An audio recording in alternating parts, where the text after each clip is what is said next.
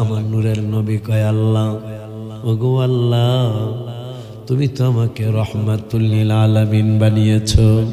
ওগো পরওয়ারদিগারে আলম, তোমার কাছে আমি রহমাতুল লিল আলামিনের আবদার। আমার আল্লাহকে আবদারটা কি গো বন্ধু? কয় আমার আবদার হলো আমার উম্মতের তুমি জ্যৈষ্ঠ বৈশাখ মাসে যদি তুমি 14-12 গোসল করতে বলো, আমার উম্মতের কোনো সমস্যা হবে না, হবে না। যদি আমার উম্মত পৌষ মাঘ মাসে যদি তারা 7 বার গোসল করতে যায়, আল্লাহ আমার উম্মত গুলি অসুস্থ হয়ে যাবে। সুবহানাল্লাহ।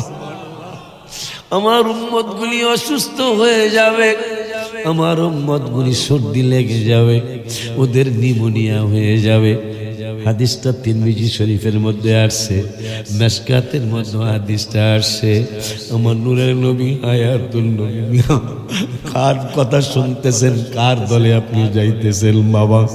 আমার আল্লাহ কোরআনুল কারীমে ফুরকানুল হামিদে 30 পারায় সূরা আবাসা ওয়া তাওয়াল্লা বললেন, ইয়াউমা ইয়াফিদুল মারউ মিন আখি, তোমার আপন ভাই তোমাকে কিয়ামতের ময়দানে পরিচয় দিবে না, তোমার আপন ভাই তোমাকে রাইখা পালাইব।